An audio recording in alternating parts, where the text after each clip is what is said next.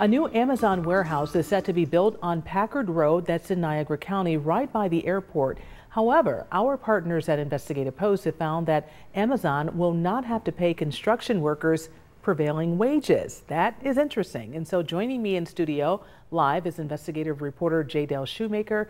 Tell me, is this because of a state ruling? Yeah, so what we're talking about here is what bang the public is getting for its tax breaks.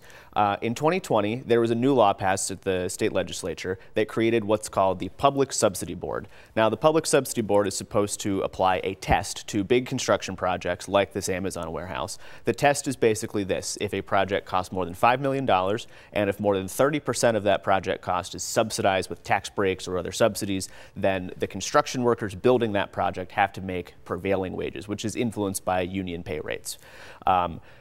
The Public Subsidy Board, however, is very secretive, and they deliberate in private and they vote in private, and then they just kind of report out afterwards whether or not a project qualifies or does not qualify for these prevailing wage protections. And so in March, they met in secret and they posted their ruling sometime in April, and they decided that despite this project getting $137 million in tax breaks and other subsidies, the workers there will not have to pay or earn prevailing wage. Very interesting. And J-Del, as you know, there's millions of dollars being put into this facility.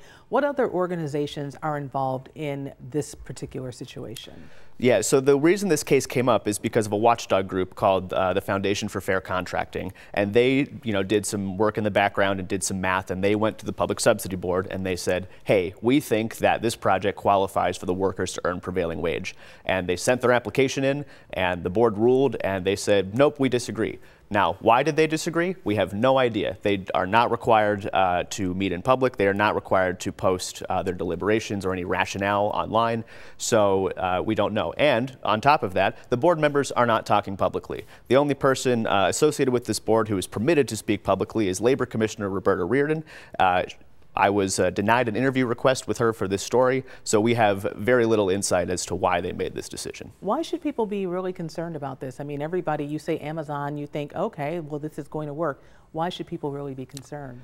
Well, like I said, it's about what bang for the buck you're getting, right? So these are public tax breaks. This money is coming out of the school tax base, the sales tax base, the mortgage tax base that is used by Niagara County and the school districts up there, and as well as NYPA. They got low-cost power from the Niagara Power Project up in Lewiston.